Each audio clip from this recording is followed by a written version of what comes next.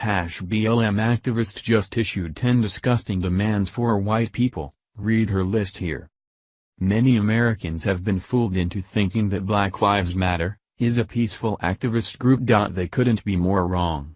After reading this list of 10 demands a prominent BLM activist has for white people, you'll see what they really are. Black Lives Matter was birthed under Obama, after he spent years creating racial tensions and blaming white people for everything. The media gleefully supported this endeavor, by constantly politicizing their shooting stories and blaming white cops for everything. The fact of the matter is that most blacks are killed by other blacks, not white cops. BLM insists upon blaming Caucasians for everything though, which is why they just issued a sick list of 10 demands for all white people. Chanel Helm, who calls herself a Black Lives Matter leader, says that things must change in this country. In the article that she wrote, she lists the following demands. 1. White people, if you don't have any descendants, will your property to a black or brown family. Preferably one that lives in generational poverty. 2. White people, if you are inheriting property you intend to sell upon acceptance, give it to a black or brown family. You're bound to make that money in some other white privileged way. 3.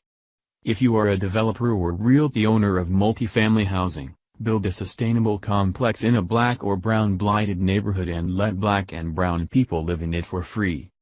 4. White people, if you can't afford to downsize, give up the home you own to a black or brown family.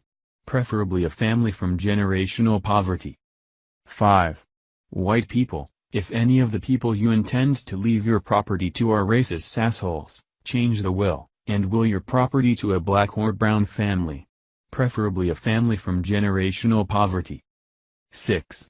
White people, re-budget your monthly so you can donate to black funds for land purchasing. 7. White people, especially white women, because this is your specialty, nosy Jenny and meddling Kathy, get a racist fired. Y'all know what the fuck they be saying. You are complicit when you ignore them. Get your boss fired cause they racist too. 8. Backing up number 7, this should be easy but all those sheetless Klan, Nazis and other lil dick white men will all be returning to work. Get they ass fired. Call the police even, they look suspicious. 9. Okay, backing up number 8, if any white person at your work, or as you enter in spaces and you overhear a white person praising the actions from yesterday, first, get a pic. Get their name and more info. Hell, find out where they work, get them fired.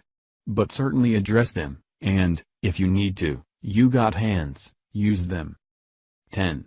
Commit to 2 things, fighting white supremacy where and how you can. This doesn't mean taking up knitting, unless you're making scarves for black and brown kids in need, and funding black and brown people and their work.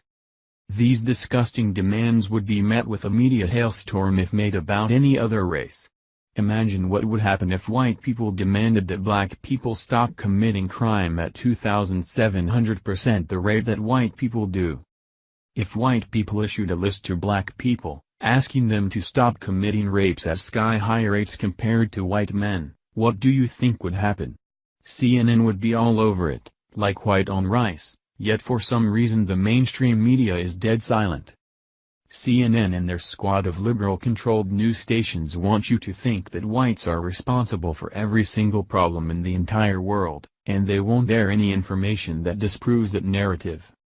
Statistics have routinely shown us that crime and race are directly linked, but this is something that liberals would rather ignore. They want to tell you that blacks commit more crime, because of oppression, when it's really the opposite. They live in a vile, disgusting culture that encourages violence, welfare abuse, and gangbanging, all condoned by the Democrats, who claim it's just their way of life. Is it any wonder that people from such a lifestyle can't become successful? Liberals are the biggest reason why the black community cannot seem to get its act together. They routinely instill blacks with a victim complex, claiming that it's society's fault, it's our fault, oh those poor little babies, they can't do anything for themselves.